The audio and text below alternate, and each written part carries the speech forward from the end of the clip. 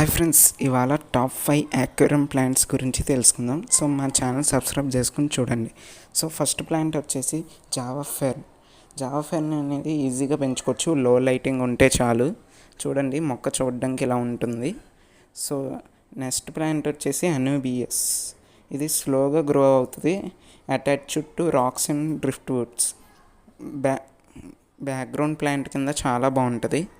So దీన్ని కూడా ఒక యాక్వేరియం ప్లాంట్ అనమాట.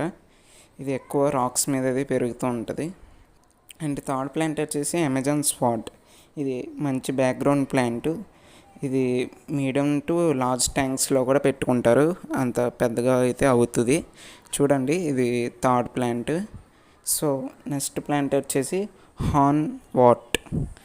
ఇది బాగా ఫాస్ట్గా గ్రో అవుతుంది, అలానే వేస్ట్ని అబ్జర్వ్ చేసుకుంటుంది. దీన్ని ఫాక్స్ టైల్ అని కూడా అంటారు. సో ఇది ఎక్కువగా మనం గప్పీస్ అయ్యి పెంచినప్పుడు వాడుతూ ఉంటాం, బేబీస్ దాకోవడానికి. అండ్ నెక్స్ట్ వచ్చేసి జావా మోస్. ఇది ఎక్కువగా ష్రింప్స్ పెంచేవాళ్ళు వాడతారు. వాటికి బేబీస్ కానీ ష్రింప్స్ కానీ ఏమన్నా ఇందులో దాకోవడానికి చాలా బాగుంటుంది. హైడింగ్ అనేది చాలా బాగుంటుంది అన్నమాట. అండ్ అలానే అక్వాస్కేపింగ్ చేసుకున్న వాళ్ళు ఎవరైనా సరే ఈ ప్లాంట్స్ పెంచుకోవచ్చు. సో మా ఛానల్ సబ్స్క్రైబ్ చేసుకోండి మరిన్ని వీడియోస్ కోసం.